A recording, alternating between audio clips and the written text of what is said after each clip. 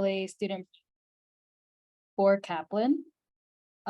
So basically what I do is that I basically promote and talk about Kaplan to the UCLA clubs and our campus partners, which the UCLA pre-med community is one.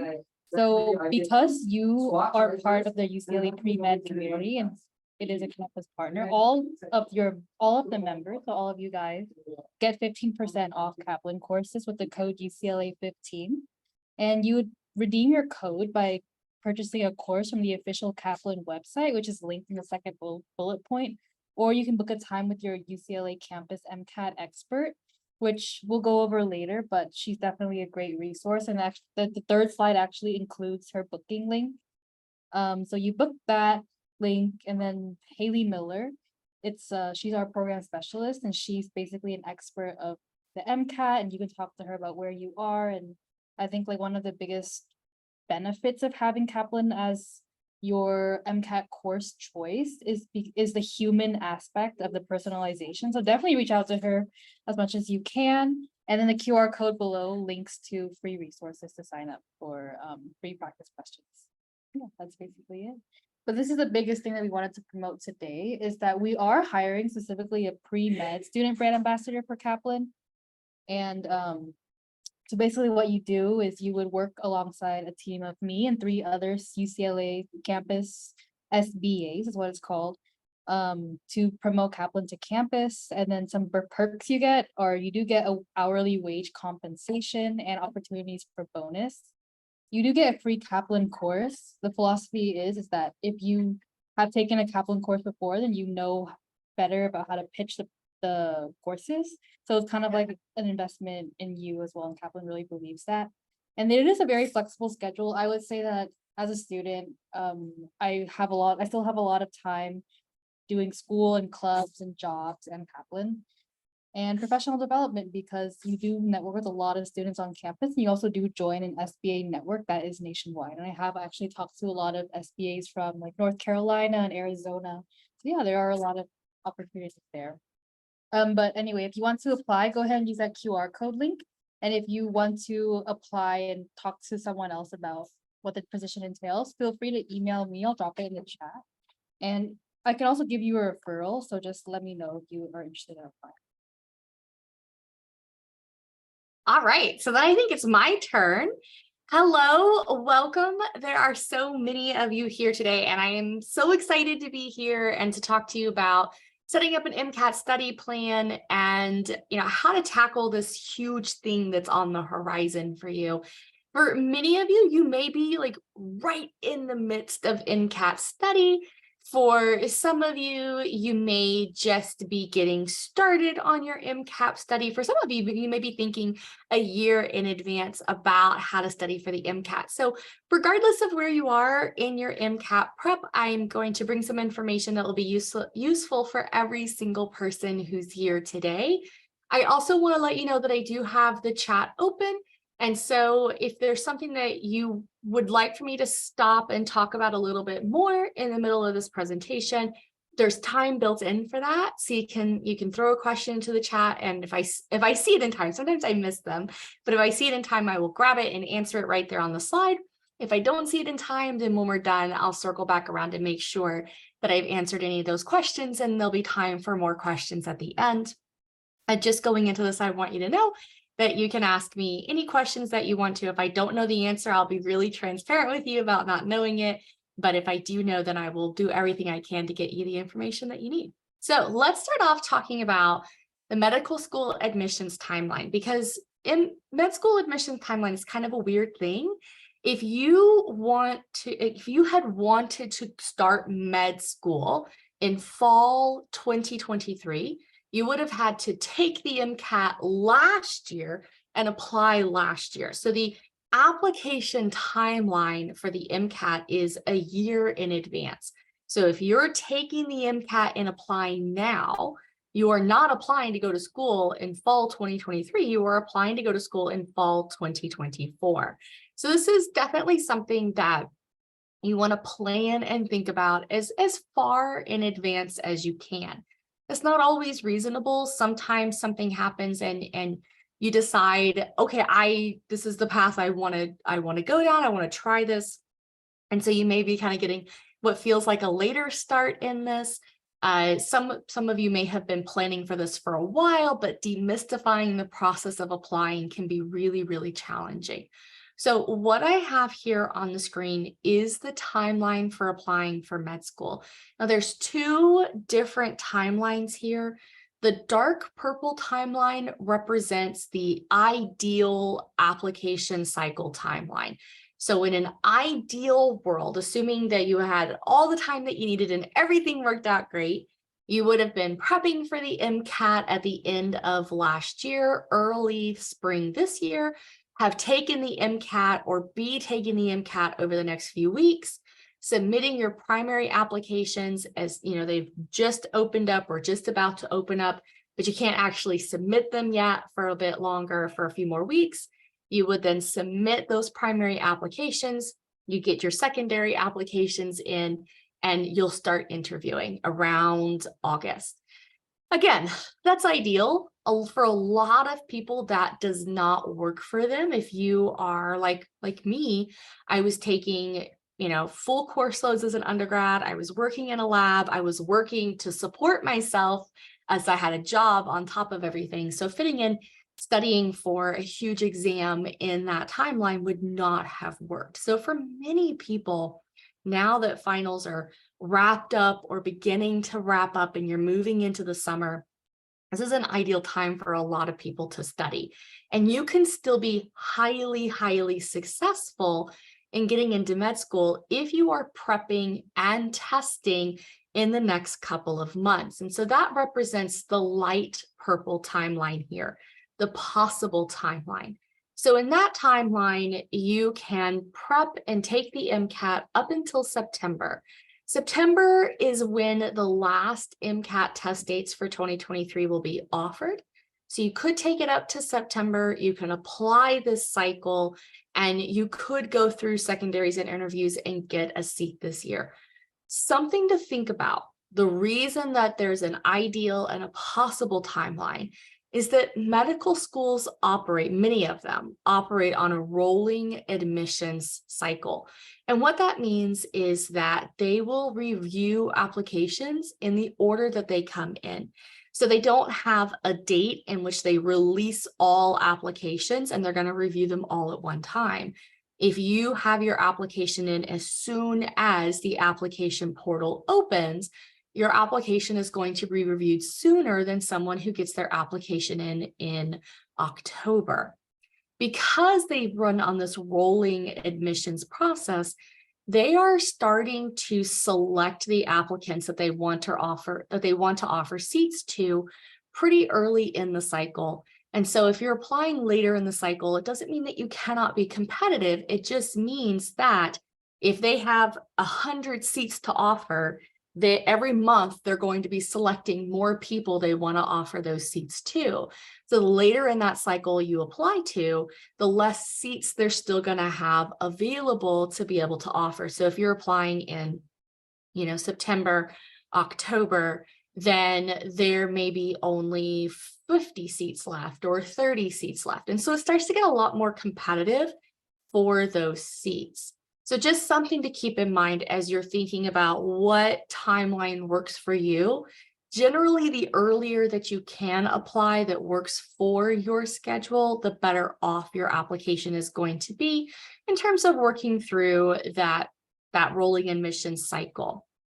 Now, if you're hearing this and you're thinking, okay, I haven't started my MCAT prep, and I'm not really liking this idea of getting my application in a little bit later in the cycle.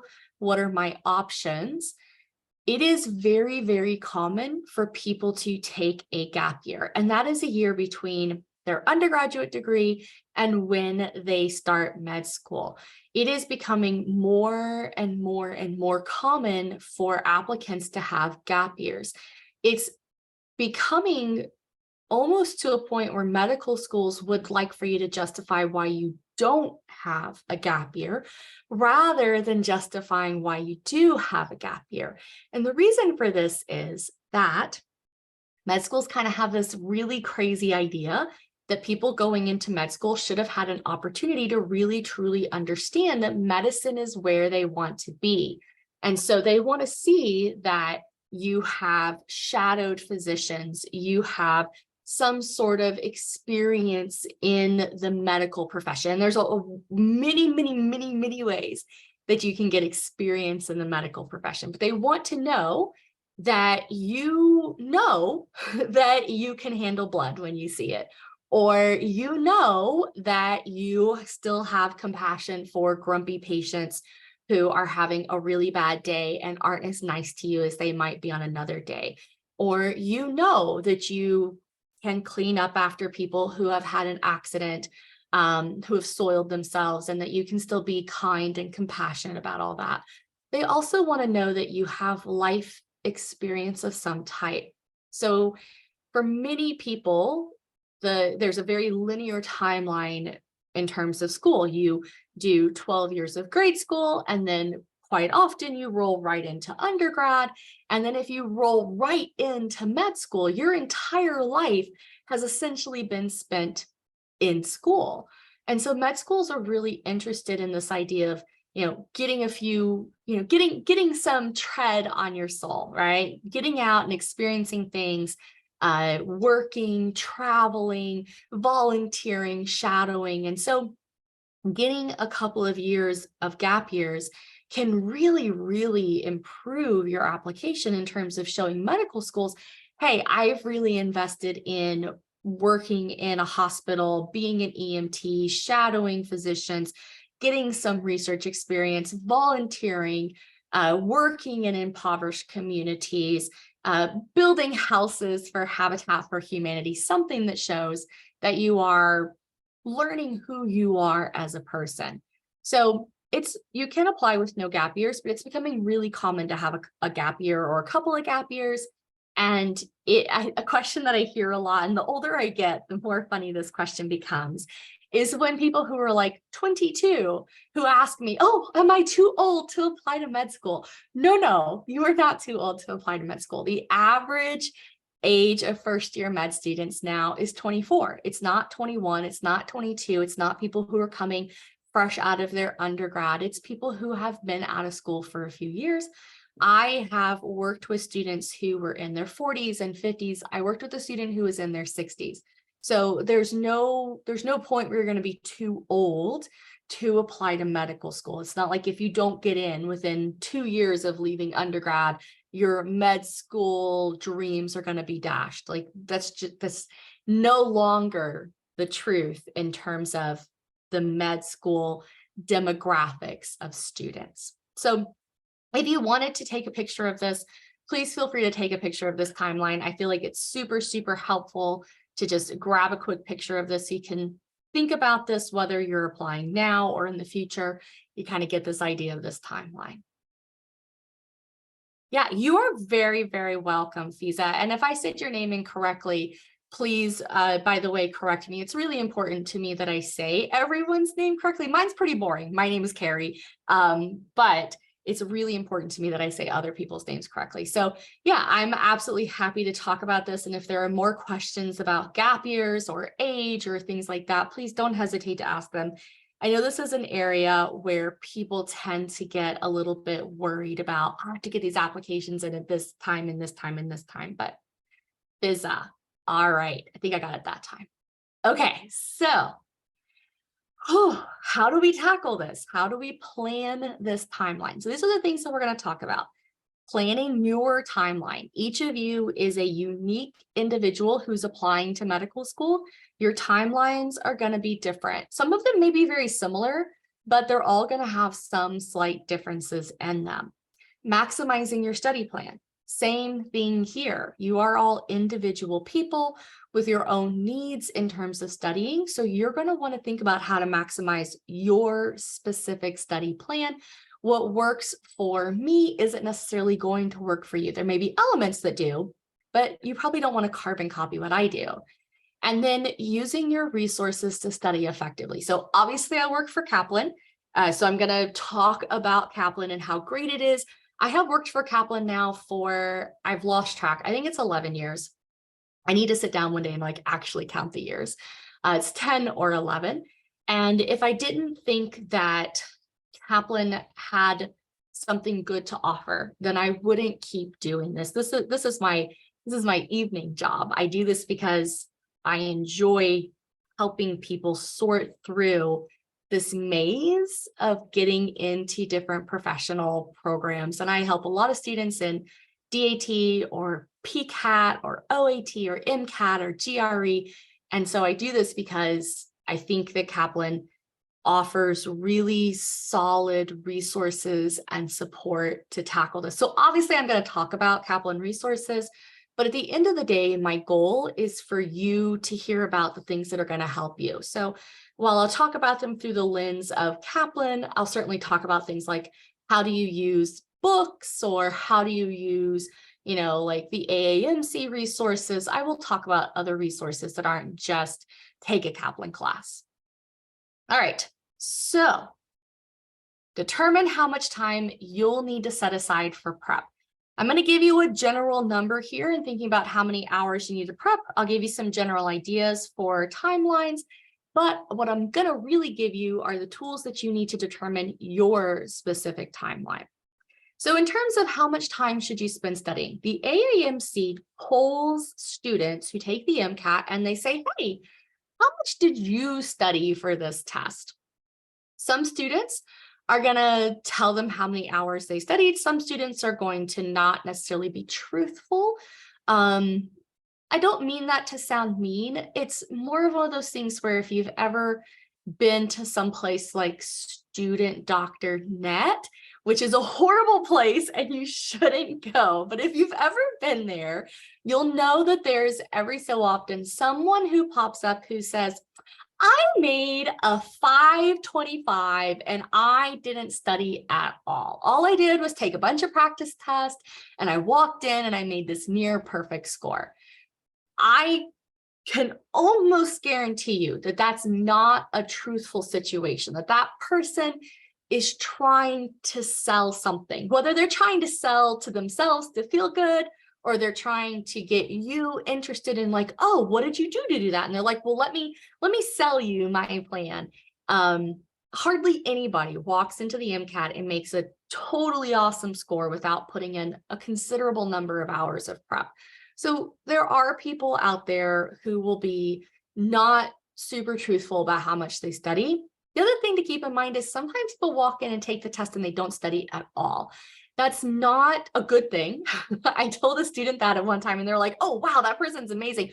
No, those people aren't making good scores. They're just like, I'll take an MCAT and see what it's like. And obviously it doesn't go really well, but they didn't study and they report they did not study. So the AAMC polls people, says, how much do you study? And the average student says, I study 20 hours a week for 3 months. That comes to about 240 hours. Kaplan recommends that you study for 300 hours. The reason we recommend this is for many of the reasons I just addressed. Some people don't study at all. Some people aren't super truthful about how much they study. So that 240 hours or 20 hours a week probably isn't incredibly representative. It's a good number, but it's probably not like right on in terms of representing what an average student studies. The other thing is that you want to be more than average.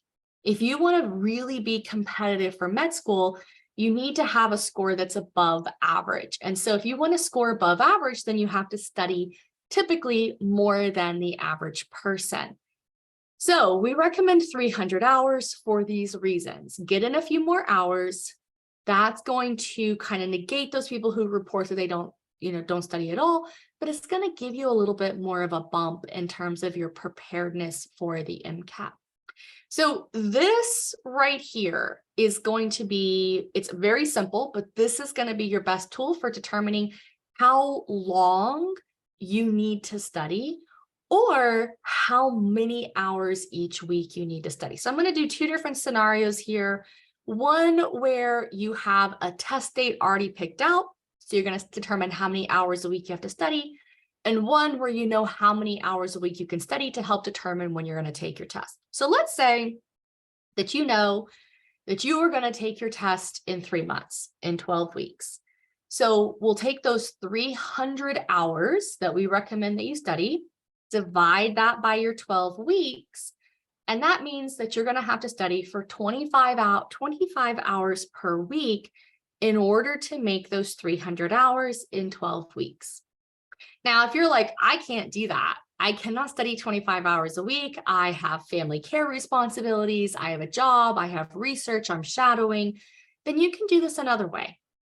You can instead say, all right, I have enough time to do 14 hours of prep per week. I'm going to just throw in right now, 14 hours may not seem like a lot, but 14 hours of thoughtful, conscientious prep is so much better than 30 hours of prep where you're exhausted, kind of checked out, losing focus. So when you're thinking about your prep, definitely think about quality over quantity. 14 hours of prep can be a big return on your investment. So you're like, okay, I can study for 14 hours a week. Again, we're going to divide those 300 hours by 14 hours per week. You would want to study for 21 weeks.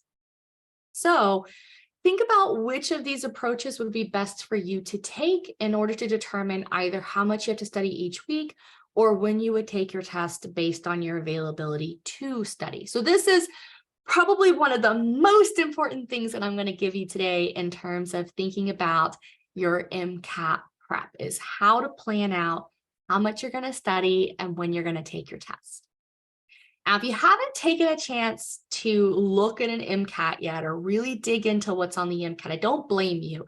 It can be really intimidating to start getting into it. So what I want to do next is talk about what's on the test.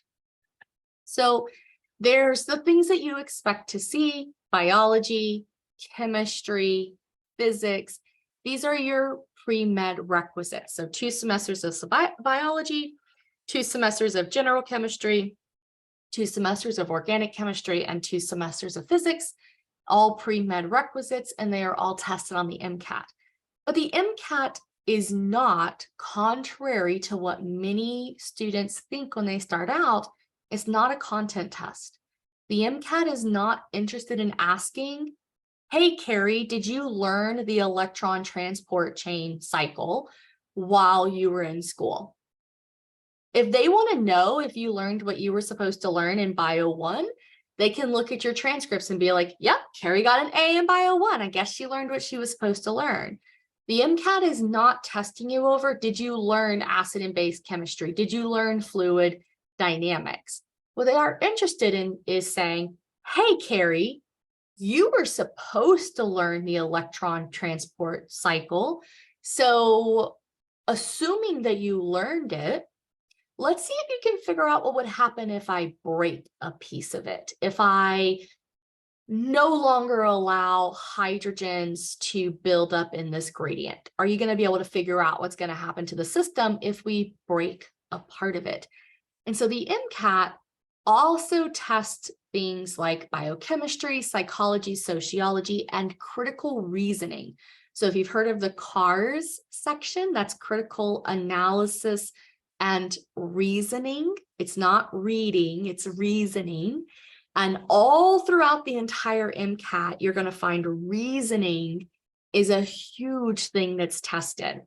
Medical schools have this really crazy idea that future doctors need to be able to synthesize a ton of information, draw the logical conclusion, consider a bunch of different sources of information, and best help their patient. And honestly, being able to repeat acid-base chemistry isn't the way to do that, but understanding what happens when your patient is going through some sort of pH imbalance, what's broken in the system and how to fix it, that's really important. Same thing here with psychology and sociology. These are not pre-med requisites, but they're on the MCAT because medical schools think that future physicians should understand emotional development and child development and socioeconomic factors and equity issues and all of these different sociology and psychology elements that are going to play into how your patients choose to access medicine, how they perceive the help that you're giving them, and their ability to access medicine. So it's a huge realm of things that show up on the MCAT. The MCAT itself is a pretty big test. It comes out to just shy of 8 hours if you take all the breaks, which you should absolutely take all the breaks. Rio, I am 100% here for inclusion of psychology and sociology as well. I think that this was a massive improvement in the MCAT when they changed formats in 2015. Previously, there was no testing on medical students or pre-med students having any psychology or sociology.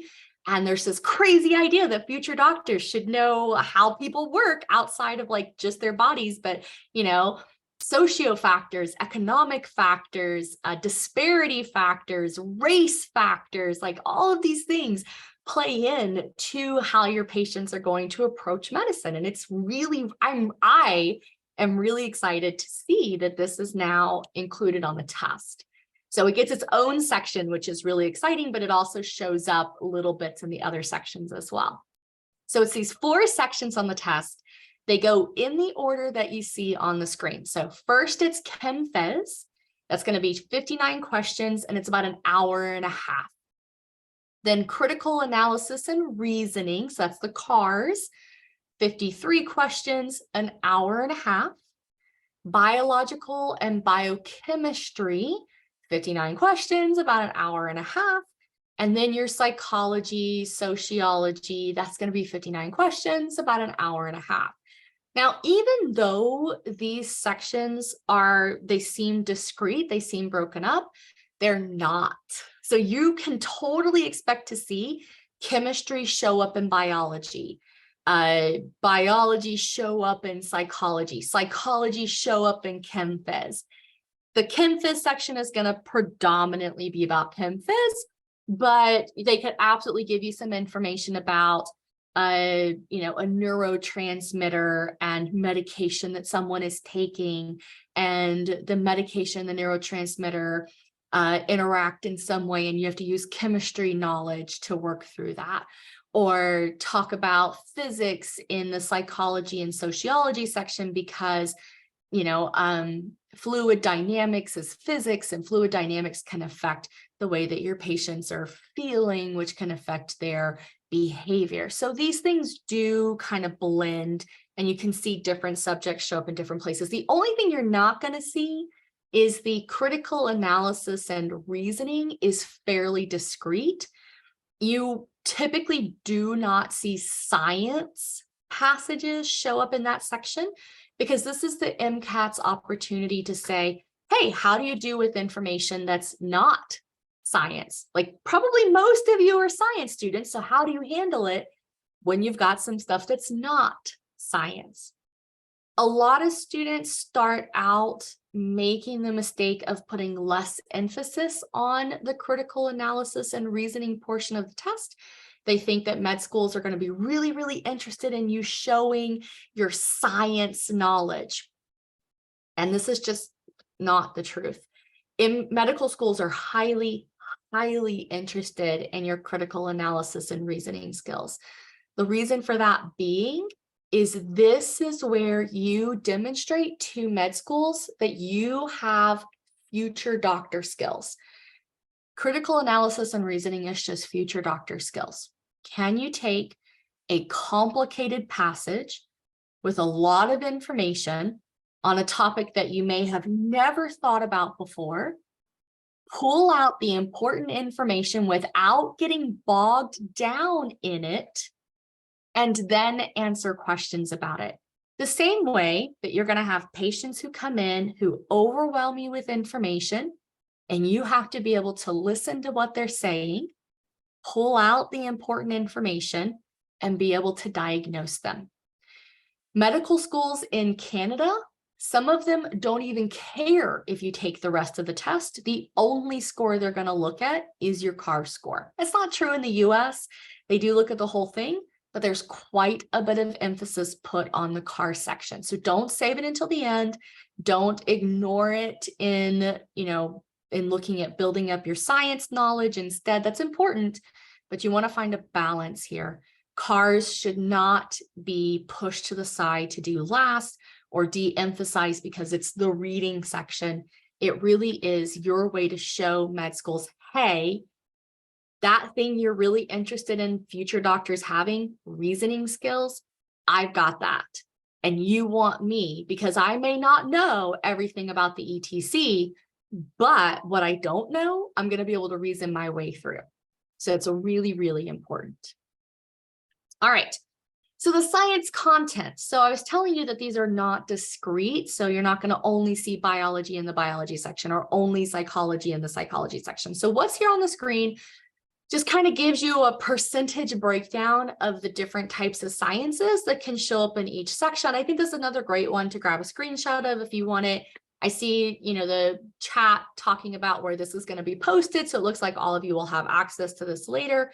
I just really like this one because it gives you these nice percentage breakdowns and clearly demonstrates that these are not discrete. You can expect to see different science subjects show up in different sections. Alrighty. So where do you want to score? I told you that you want to be above average. So average is a 50th percentile. When the test makers set out with the score system that's currently established for the MCAT, their goal was for a 500 to be the 50th percentile. Didn't quite work out that way. It's more like a 502, 501, 502 is around the 50th percentile. So if you score a teensy bit above a 500, you are average. That's an average MCAT score. If you're scoring below a 501, your chances of getting into med school are fairly low compared to other scores, even if you have a stellar GPA. Again, the MCAT is not demonstrating that you learned what you were supposed to learn in school. That's what your transcripts do. That's what your GPA does. The MCAT says, hey, I've got those reasoning skills you want in future doctors. So the higher your MCAT score is, the more you're showing them, I've got what you want. So you want to at least be scoring at a 502 to be competitive. It's not to say you can't get in with a lower score, but it's going to be a real uphill battle. The higher your score, the better chance you have of getting in. So 50th percentile, scoring around that 502, 508, you're a good score. Better scores, 75th percentile, 509 to 514. Bring it up to a 515 and you are in the top score group. 515 to a perfect score, 528. That's like perfect. That's obviously you're going to be your highest percentage. You don't have to score a 528. A 515 is a highly, highly competitive score. If you score a 515, the MCAT medical schools are really going to be interested in who you are. They're going to start looking at your personal statement, at your interviews, things like that. If you score in the 75th percentile range, they're still really going to be interested in that. That's a really good place to be. That 515 is sort of like a real nice sweet spot. So question in the chat, what if a student has a lower GPA but scores in the 75th to 90th? So I want to preface everything that I'm telling you in that there is no guarantee that anyone will get into medical school. It's highly, highly competitive. There are, tens of thousands of applicants every single cycle, and there's much less seats than there are people who are applying. So even if you were to make an absolute perfect score and you had a 4.0 GPA, stellar letters of reference, great interviews, that's not a guarantee that you would go to med school. There's no guarantee whatsoever. However, giving this scenario, someone who scores in the 75th to 90th percentile range, so let's say you get like that 515, 518, 520, but you have a lower GPA, you have a really, really good chance of getting in. The other thing I want to talk about here is lower GPA. Anything above a 3.5 is fairly competitive. You don't have to have a 4.0 to get in. This is another one of those things that can be a bit surprising, is that med schools are not necessarily super duper excited about the person who has a 4.0. It's not to say they won't look at you, because I'm sure some of you have that, but they're really excited about the person who has a 3.8, a 3.9. The reason for that is a person who doesn't have a perfect GPA represents someone who has faced the potential of failure, and they've overcome that, and they've persevered, and they've kept going. Just like as a physician, you're going to have failures. You're going to lose patients. You're going to have someone who you try to help, and you just, no matter what you do, you just can't get the right diagnosis for them. And what you're demonstrating is that you push through. When things don't work out perfectly, you're not going to give up, you're going to keep going. So if you've got a 3.5 or higher GPA, you're in a good position. Lower than that, you can still do fine, especially if you make a higher MCAT score. You'll just need to make sure that if there's anything that stands out in your transcripts or your GPA, like a particularly low score or a bad semester, that at some point somewhere in your application, you do address that. And it could be something like, I had a bad semester because, I had a family crisis, or there's this little thing that we all went through or still going through called a pandemic, right? Like those things definitely play in. Med schools are aware of this. You are a human. They are humans reviewing your application. They don't expect you to be perfect. So you can definitely discuss those things. But in answer to the question, if you have a lower GPA but a high MCAT score, that can counterbalance the GPA.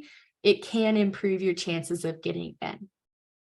So the MCAT is really your opportunity to demonstrate to med schools that you have the skills that they want. And so it's your opportunity to get the foot in the door. So they're like, you know what? Kerri has a really good MCAT score, so I want to learn who she is as a person. What's her motivation for coming to med school? What does her personal statement say? What do her letters of recommendation say? So think about the MCAT as your opportunity to demonstrate you are ready for this, and they should learn who you are as a person. All right. Second thing, maximizing your study plan. So here's where we're going to talk a little bit more about like different resources that are available to you. Again, feel free to stop me with questions. I love that you're giving me questions. I want to make sure that we get any concerns or questions that you have answered. When you are studying for the MCAT, there are some things that you don't want to do. No, these are bad. Don't do them.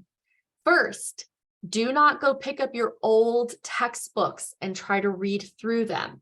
First and foremost, reading a textbook or a review book just generally is the worst way to study. If you've ever read an entire page in a textbook, you got to the end of the page, your eyes physically ran over every single word, but you can't remember a single word of what you read, you will understand reading is not necessarily the most effective way to get material into your head. Instead, you want to be looking for opportunities to be engaged in what you're doing. So don't go pick up old textbooks. Don't plan to just sit and read things. The other bad thing about textbooks is they're going to contain a lot of information that's not tested on the MCAT. There's a lot of stuff to study for the MCAT. You have a finite amount of time to study. So you want to make sure that you're really focusing your efforts on the things that are going to be tested. If you're not sure what's tested, the AAMC clearly tells you what they're going to test. You can go to their website. They'll give you a list of topics that they will test you over. So if you haven't done that yet, that's a really good resource to get. So when you're thinking about how to tackle different content that you need to review, or material that you want to engage in, quizzes that you want to take, practice questions you want to work on, you want to think about organizing the things that you're studying in a way that makes sense. You don't want to just sit down and be like, I'll learn all physics for the first 2 weeks, and then I'll learn all biology for the second 2 weeks. Because these topics are interconnected on the test, you want to also be sort of interleavering them and connecting them in your study as well. So this is one of the things that I think Kaplan does really, really well, is we don't just leave you to figure it out on your own. Our courses, our whether that's a class with a teacher like me, where you come to an online class, you sit, we talk, I give you material, you engage.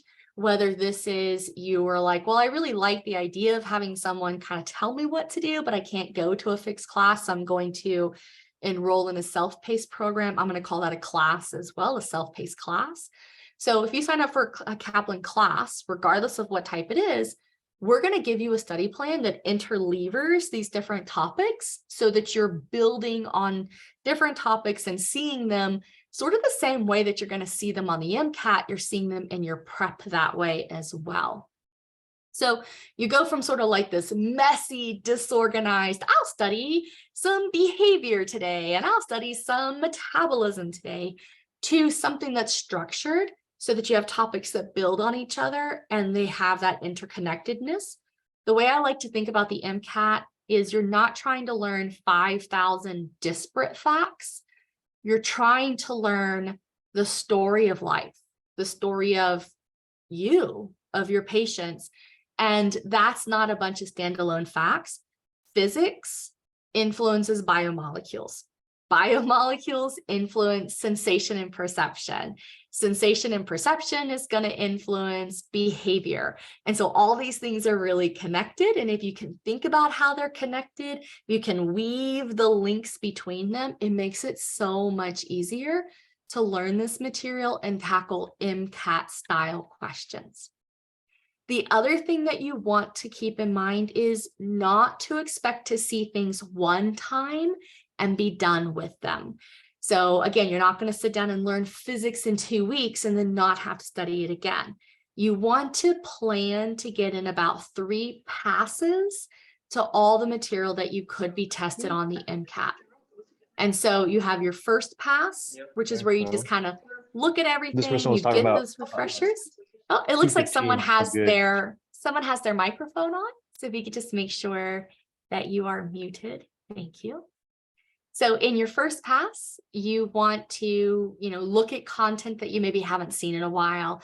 Make sure that it's fresh. Some of the stuff that you saw in intro biology, it's not gone. It's sitting way back here in the back of your head, covered in cobwebs. We're going to dust those cobwebs off. So your first pass, reminding yourself, oh yeah, I used to know all the steps of glycolysis. Then in your second pass, you're going to start doing some MCAT style questions, quizzes, practice, homework type things to make sure that you're comfortable applying that knowledge in MCAT style questions. And then your third pass is when you're going to move into the prep cycle, which is where you are taking practice tests and reviewing them and learning from them. And so you'll see them a few times showing up in practice tests. The more times you see things, the more comfortable you're going to be with that material. So you definitely want to make sure that you're planning to see things multiple times, practicing it multiple times. Now, this is another place where I think that Kaplan is really fantastic, is that we don't just throw you into all this and be like, okay, here's all your resources, figure it out on your own. Instead, we will help you to build a study plan that works for you. Now, that doesn't mean that we're going to sit down and tell you what to do every 10 minutes of your day.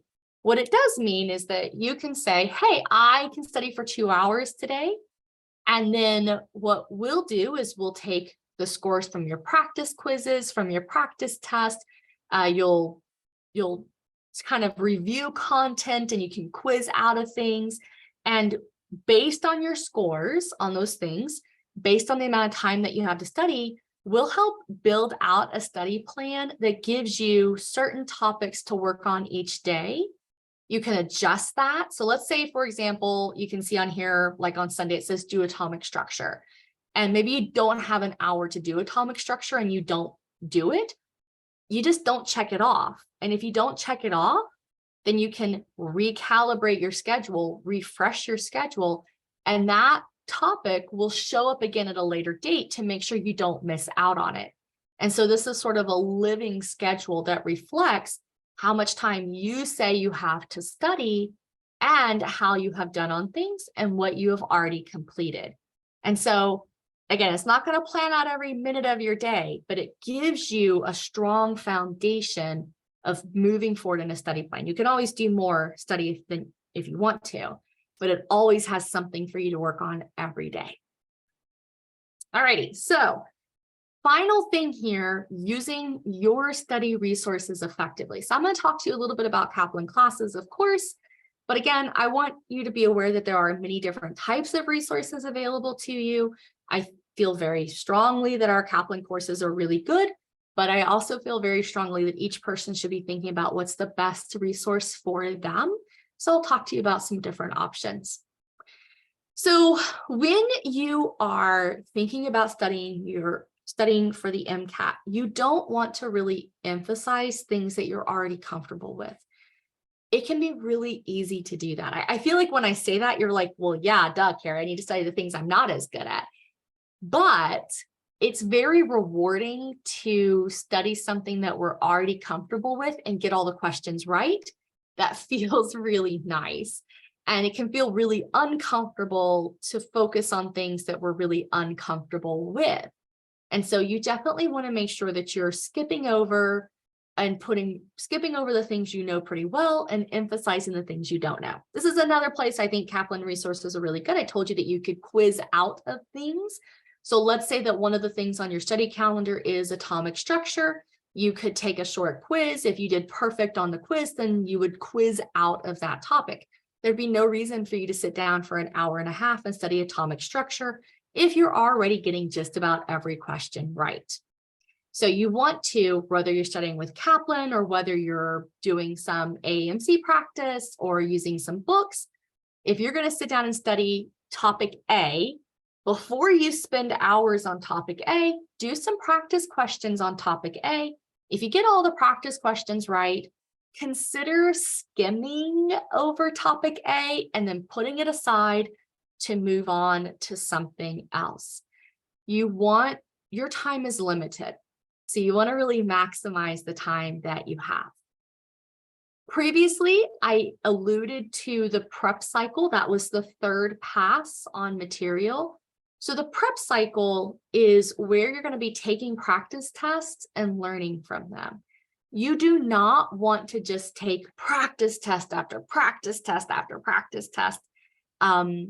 I sort of think about this as like just running headfirst into a brick wall over and over and over and over and over again. You're getting hurt, but the brick wall is not affected. Nothing is changing except for you're in pain. So when you do take practice tests, and you should take quite a few as part of your prep, a minimum of 5, more is better, 8, 10, 12 is great. When you take those, there's a pretty solid cycle that you want to follow. And it looks like this. You want to, day 1 of your cycle, take a practice test. This works really well on like a weekly basis. So let's say on Sunday, you take a practice test. That's an 8-hour test. When you are done with the test, I want you to close it and walk away from it. Go for a walk, go hang out with your friends or your dogs, watch a movie, whatever it is, but do not do anything else for the rest of the day that involves MCAT. 8 hours of taking a practice test, by the way, is 8 hours of prep. Every practice test you take plays into those 300 hours cumulative of practice tests, or excuse me, of study. So Sunday, we take our practice test. Tuesday, maybe Wednesday, but definitely Tuesday, you're going to review your test. Expect to spend as much time reviewing your test as it took to take it. It's an 8-hour test, so expect to spend at least 8 hours reviewing it. It's fine if it takes you more time. If you spend 10 hours or 12 hours, don't go over a whole lot more than that, but expect it. Test review is a huge time investment. You should not be trying to make it faster or more effective or more efficient.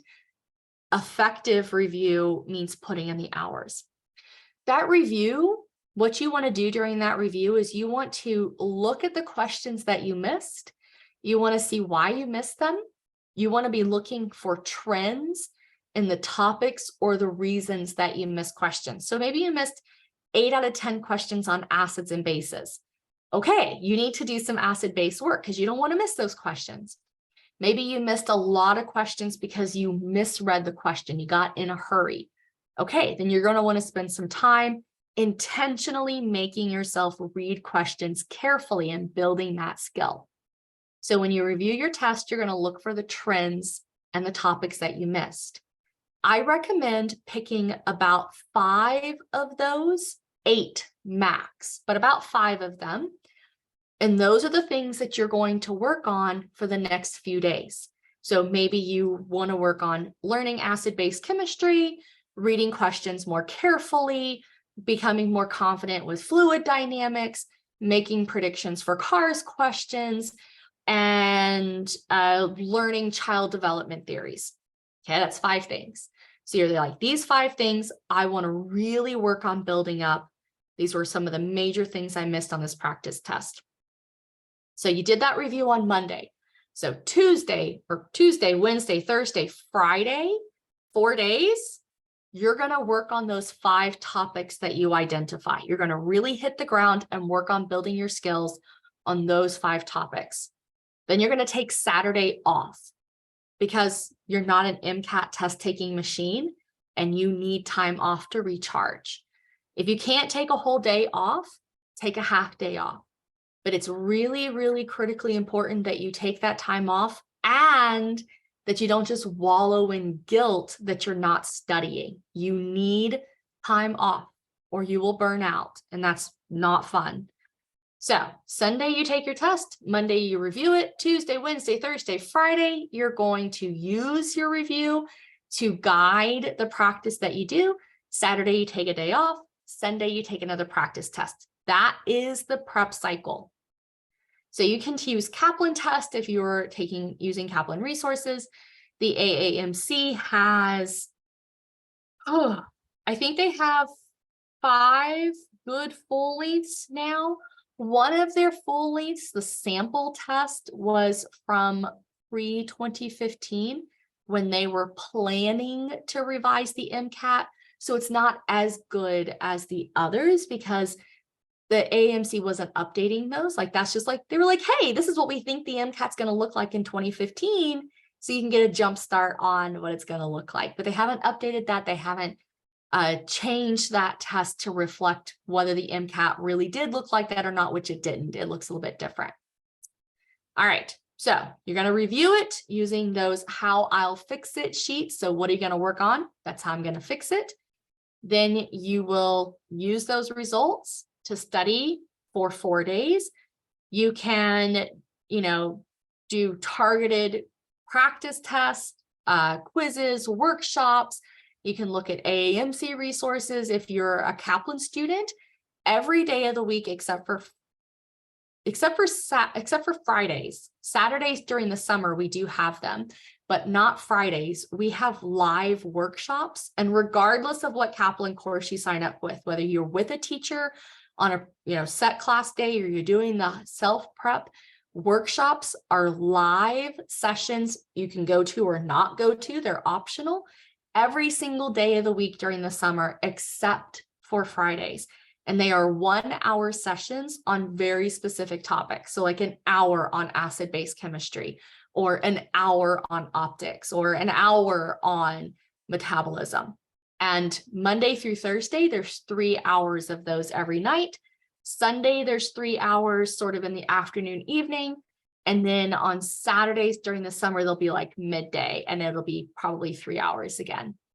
So these are really, really great opportunities if you're in that prep cycle to be like, I really need to review acid-base chemistry.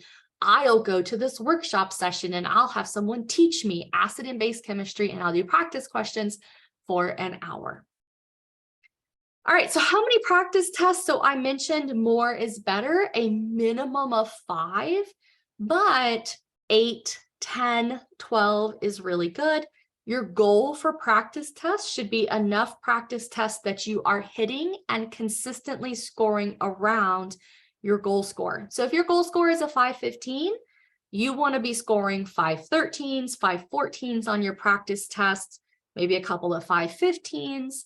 Then when you go in on test day, that heightened focus of like, this is it, this is the one, is going to really push you, and you're going to walk out with your 515, 516 even, maybe even 517, because you've been hitting your goal score and now you're hyper focused, really, really getting that social facilitation going during your practice, during your official test. So more is better. How often? So I described that prep cycle as being about a week. So approximately one test per week. You could take one test every 5 days, but that is the bare minimum I would recommend. You want to give yourself enough time to study and improve between practice tests, or again, then you're just running headfirst into a brick wall if you don't give yourself that time.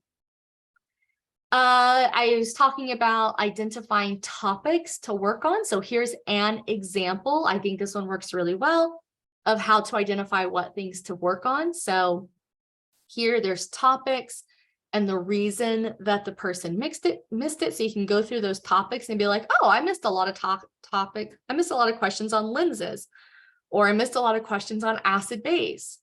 Or maybe you're like, oh, I missed one question on blood. Okay, I really don't need to review blood because one question isn't going to really affect my score at all. Or, oh, I missed a lot of questions because I didn't read the question carefully. I need to make sure that I spend some time really being careful that I read questions carefully. And so these how I'll fix it sheets where you lay out the things that you missed, why you missed it and how you're going to focus on it. Really great way for identifying those topics and building that prep cycle. One of the things that I really, really like about Kaplan is that we guarantee that if you prep with us, you will see the score improvement that you want to see. And if you don't see that, then we'll give you your money back. We'll give you all the resources again for free. If you're like, well, I wanted a 514, but I got a 510. So I'd like to study some more. We'll be like, cool, yeah, do that. We'll everything again available to you until you get the score you want. And so what we're seeing is that Kaplan students are raising their score 15 points. So that's our guarantee. If you come in, your starting score is a 499. We guarantee you'll get a 514. We'll give you your money back. We'll give you all your resources for as long as you need them until you get the score that you need. So if you do all the things that we say, do these things, this will get your score up. If you do all of them and you don't see that score improvement, we stand behind what we offer. And so all courses, whether this is a live class with someone like me or recorded sessions that you access according to your schedule and availability, they all come with the things that you see listed on the screen. So building out the study plan for you, thousands of practice questions that you can make customized quizzes. So you can do like, I just want a quiz on child development theory. You can tell the quiz maker bot, I only want child development theory. It'll only give you questions on child development theory. You get all the review books, which again are just reference materials, not meant for you to just read them. Those workshops, I love them. Every single night except for Fridays. You can come sit with a teacher and you can listen to whatever topic that is being offered that night. And they're hour-long sessions to dive into specific topics, tons of practice tests, all the AAMC materials. So you do not have to buy the AAMC materials. In addition, Kaplan is a prep partner with the AAMC. So all of our resources include every single thing the AAMC is offering. There's lots of different ways that you can take Kaplan courses. So you can, like I said, come to a class that's a live, like Monday, Wednesday class. You can be like, well, I really want to work with someone one-on-one who's going to help me identify my things that I need to work on. We have tutoring. You maybe have a lot of responsibilities. You want all the resources and classes, but you need it when you have time. On demand is great. If you are like, you know what, I think I would do really, really well if I did nothing but live, eat, breathe, and sleep MCAT for 2 months. That's cool. We have boot camp coming up this summer, 2 sessions of it. It is all day, every day, like 13 hours a day, nothing but MCAT. So you just MCAT all day, every single day. I'm leading small group for MCAT. I'm really, really excited. So you have like your regular teachers that you go to class in the morning, and then the afternoon, there's targeted content sessions that you go to.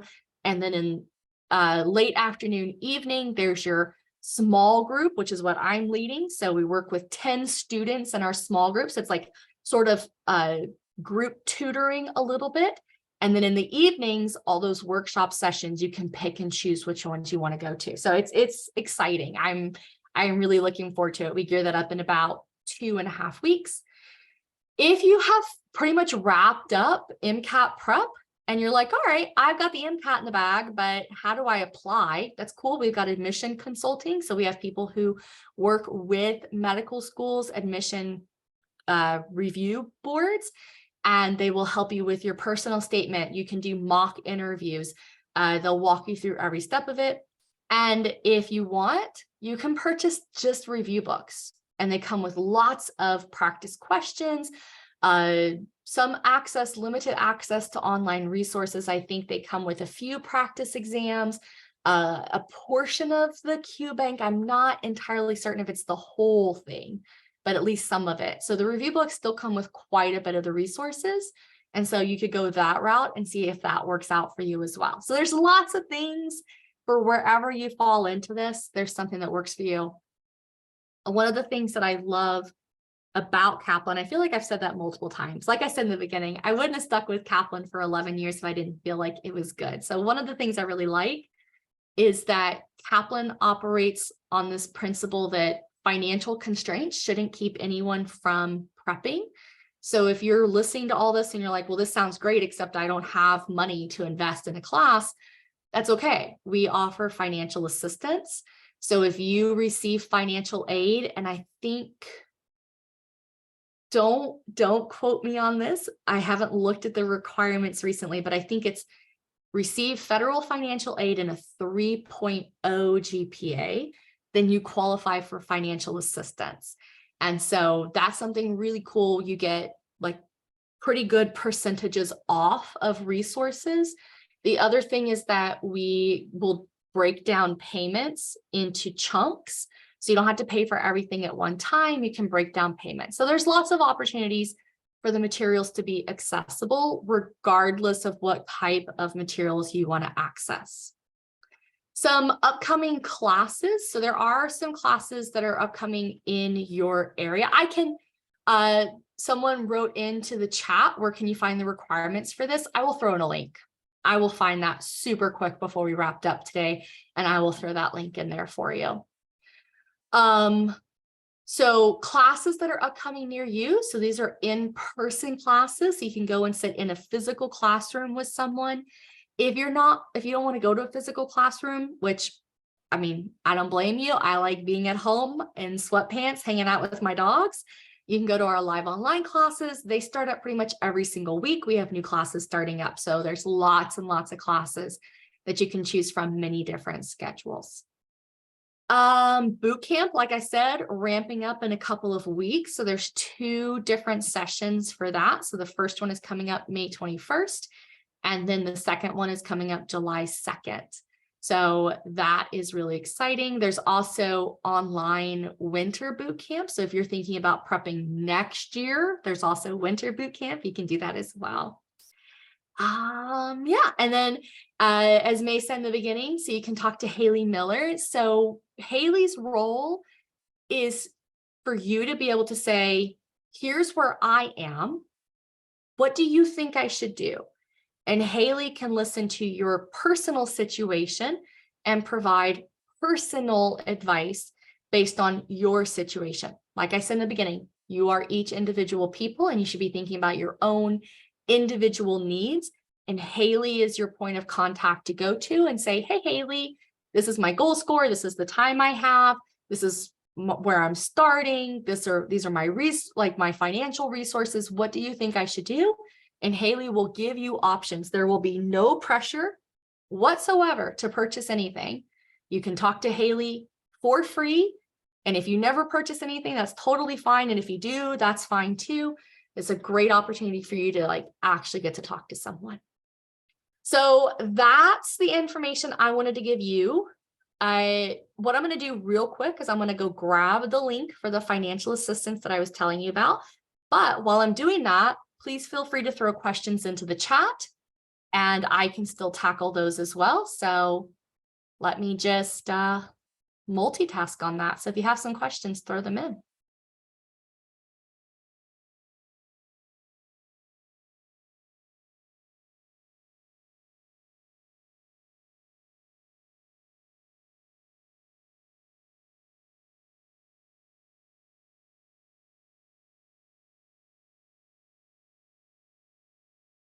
Okay, so here is the link.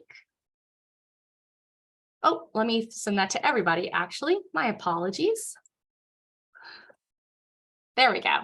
So that is the link to Kaplan's financial assistance page. So you can learn a lot more about like what are the requirements. And again, the GPA may be a bit higher, but I know it's receiving federal financial aid. And I think it's either a 3 or like a 3.4 GPA, but that link will tell you all about it. And that's where you can apply for financial assistance. Thank you so much for all of this information, Kerri. I know that I learned a lot, and I definitely feel like a very large turnout shows that a lot of people here also found this experience very valuable. So to everyone who's still here, our video will be published on our YouTube and also on our link tree for PMC. And yeah, just be sure to click that link in the chat that Kerri sent. And thank you so much. You can stick around if you have any questions. Oh, I feel like we do have some questions in the chat. There are a couple of questions. Yeah. So I can grab these. So one of them, and by the way, I see some of you are leaving. Thank you so much for letting me come and talk with you tonight and for giving me your time. I really appreciate that. So a question said, is it a disadvantage to have a 4.0 GPA? No, it's not. So when I was talking about GPAs, I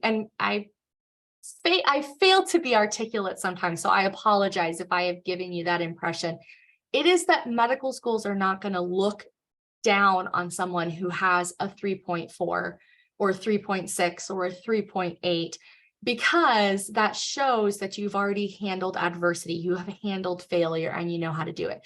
There are many ways to show that you know how to handle failure. It doesn't have to only be your GPA. So if you have a 4.0 GPA, that's fine. You're not at a disadvantage. It's just that medical schools are not saying we only want to see people with 4.0. So if you have that 4.0, like gold star to you, you should be super proud of yourself. Not a disadvantage at all. So do medical schools prioritize GPA in the required prerequisites? So I want to make sure that I'm interpreting that question correctly. So what I'm hearing, what that sounds like to me is, does GPA of the prerequisites matter more than GPA in other areas? Or maybe more than your overall GPA. Okay, perfect. Good. I'm glad I interpreted that the right way. I mean, medical schools definitely want to see that you did well in your prereqs. So if you made a D in organic chemistry, that was me the first time I took it. Organic chemistry and I were not friends the first time I took it. You need to take it again. Obviously. Dakota, absolutely. Yeah. Obviously you need to take it again, and you need to be prepared to explain that. And I was just really honest. I was like, I was not prepared for organic chemistry. I didn't take it seriously. I didn't engage with the material the way that I should have. And so I got my act together. I took it again, did much better, learned the material. You're allowed to have a misstep. You are a human. That is fine. So medical schools definitely do want to see that you are doing well in those prereqs. So if you have a prereq that you didn't do well in, you'll want to take it again, and you'll want to be prepared to discuss it. But medical schools are interested in your GPA overall. So you don't need to be a biology student or a pre-med student to get into medical school.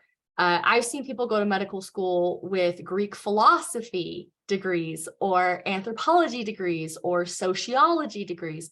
Medical schools, one of the things that they're doing when they're building out their admission class is they're looking to bring in a diverse set of students with a diverse set of backgrounds and education so that the students complement each other. If everyone is a pre-med medical bio student, you all had the exact same education, the exact same experience. But if some of you are biology and some of you are psychology and some of you are philosophy, then you can teach and continue to learn from each other. So they're going to also emphasize the entirety of your undergraduate education, your GPA as a whole. So prereqs are important, but the other grades are important as well. Okay, so let's see this question. Do I think a downward trend affects the med school applications from being an A to an A- student? Does it really matter? I'm not entirely certain I understand that question. So you had an A and then you went to an A-, that isn't going to affect anything whatsoever. Like an A is an A, whether it was an A+ or an A-, like an A is an A, that isn't going to affect anything. Did I understand that question?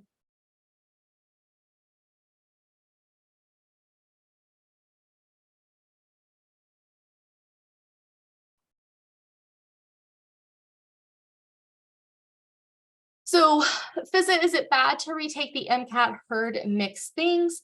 It's not bad to retake the MCAT. So you have a lifetime 7 takes for the MCAT. If you take the MCAT 7 times, you can't take it again. It's very, very acceptable to take the MCAT twice. Like if you take the MCAT twice, medical school's not even going to bat an eye. Like that's normal. The key there is if you decide to take the MCAT again, you need to make sure that you improve your score. If you take the MCAT again, you need to make sure that you improve your score. If you take it and you get a 505 and you take it again and you get a 505, med schools are going to be like, well, why did you take it again? You got the exact same score. You could then take it a third time. Let's say you got a 505, 506, and then you take it a third time and you get a 516. Cool. If you get a 505, 506, 507, that's going to be, medical schools are going to be like, why are you doing this? Why are you not taking the time that you need to really adequately prep to see that score improvement, to be prepared? So it's fine to retake the MCAT a few times, 2 to 3 times, as long as you are showing demonstrable improvement, not just a point, not just 2 points, but meaningful improvement.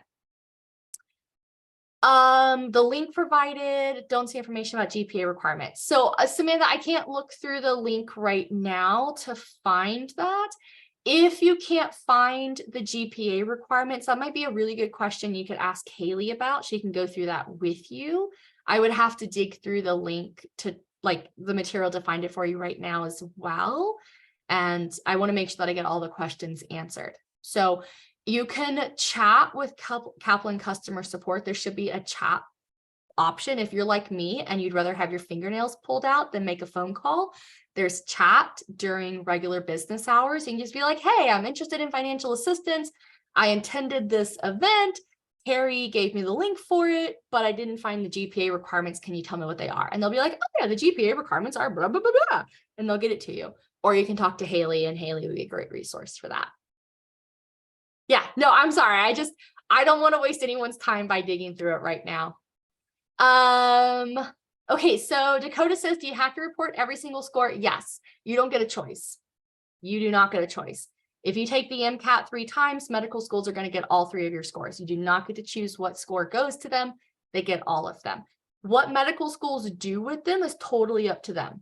Some medical schools will do the super score. Well, they'll take your highest score for each section from each test. Some schools will only look at your latest MCAT score. Some schools will average your scores. You can ask the school what they'll do, but they don't have to tell you. They don't have to be transparent about that. So it is better to take the MCAT less times and do prep the right way and focus on prepping. But again, if you have to take it again, make sure you're seeing that score improvement. Don't just take it and take it and take it, because every score does go to medical schools. The max number of times, I would say try really hard to keep it 3 or less. Really, really hard to keep it 3 or less. You could definitely take it 4 times and be fine. But once you get above 3 times, schools are going to start being like, what's going on here? Why are you taking it so many times? Instead of taking it so many times, why aren't you taking that time and really effectively studying? So less is better. 3 or less is probably what I would say. So going being an A to maybe a BC student.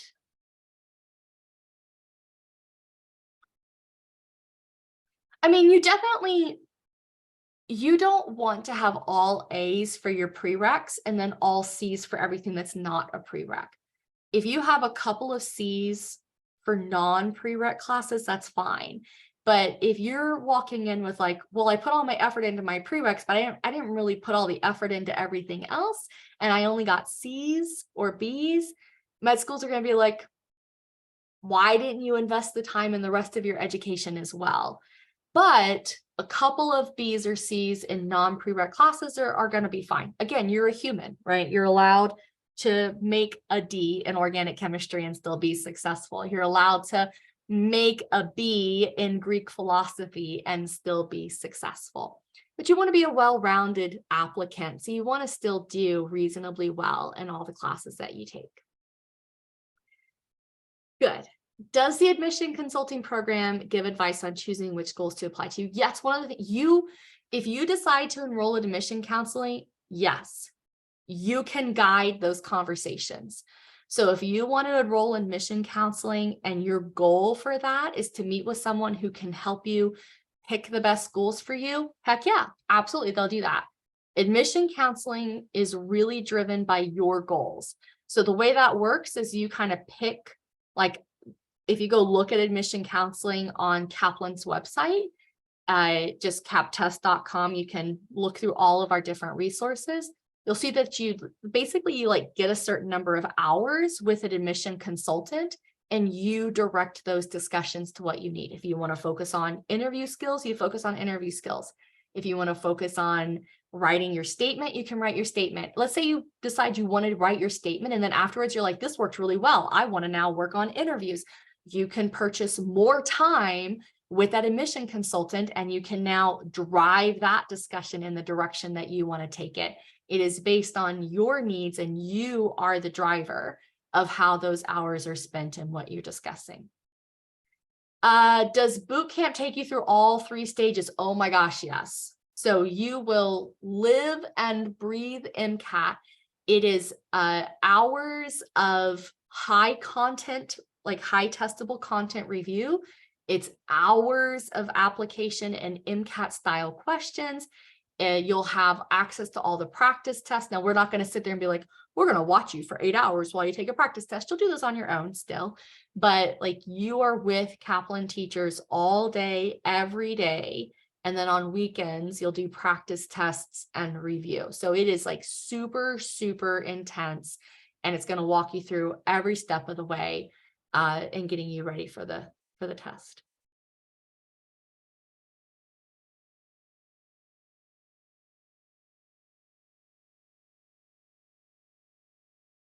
Any more questions? Those are good. You pushed me. You asked me a lot of stuff about a lot of different things. You're very welcome. This is a big undertaking, so I expect lots of different types of questions. So the question is, would you recommend studying for 300 hours and then doing a boot camp? No, I would not. It's 300 hours of prep is what we recommend. How you spend those 300 hours is up to you. So if you spend those 300 hours in a boot camp, awesome. If you spend those 300 hours doing a more spread out live online class where you come to class twice a week, awesome. If your 300 hours is in the self-prep program, like self-paced program where you have everything, but you choose when you watch the classes, awesome. The goal is to get in like 300 quality hours of prep. So boot camp is its own like 300 hours, and that fits into the 300-hour model. Oh, Fizzy, you're so welcome. This is taking the MCAT and applying to med school is a really intimidating process. There's no, like, There's no reason to pretend that it's not, that this is easy, that people just sail through this. Again, like I said in the beginning, prepping for the MCAT takes a lot of planning. It's a really long process and it can be super duper daunting when you're first getting into it. So you are very welcome.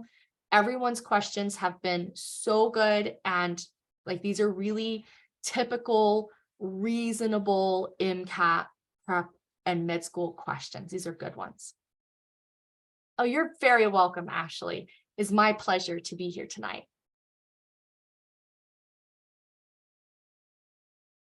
You're very welcome, Stephen. I'm not sure how long I was supposed to keep you. I think probably an hour. So I think I've stolen a bit extra of your time tonight. So probably going to wrap it up on my end and turn it over to your club members. Is there anything else that you need from me tonight? No, thank you so much, Kerri. You did amazing presentation, very informative. Thank you. For everyone else here, thank you so much for